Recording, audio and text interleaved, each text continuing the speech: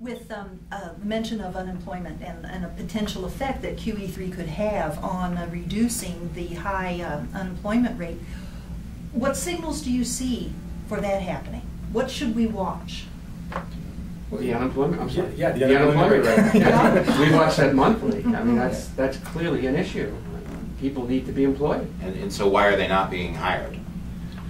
The well, I think the reason is there's so much uncertainty. We just don't know what's going to happen, and so businesses are sitting on a load of money that they could be investing. But again, if the consumer is not spending, even if they want to expand, they're going to hold back until they can see some on the demand side. But there's a couple problems that happen, and that's again those tsunamis that came together. Right? We go back and we lived through 2008, and everybody remembers the fall. Actually, a lot of people have forgotten, which just shocks me. That you know the September, October time frame in there was where the blood really happened. But people forget in 3 days in January, the S&P 500 slid about 15–16%, and it was unprecedented. Went back up. St. Patty's Day, we lost Bear Stearns.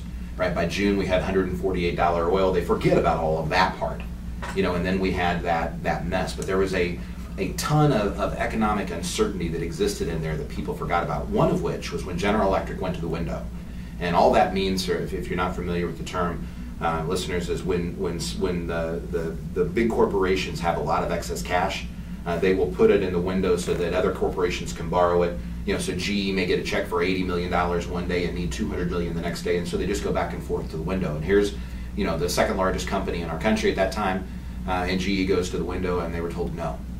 It's never happened. It's unprecedented. So one of the real challenges that we have is we see numbers because we have these presuppositions, these beliefs that this is how things are supposed to operate.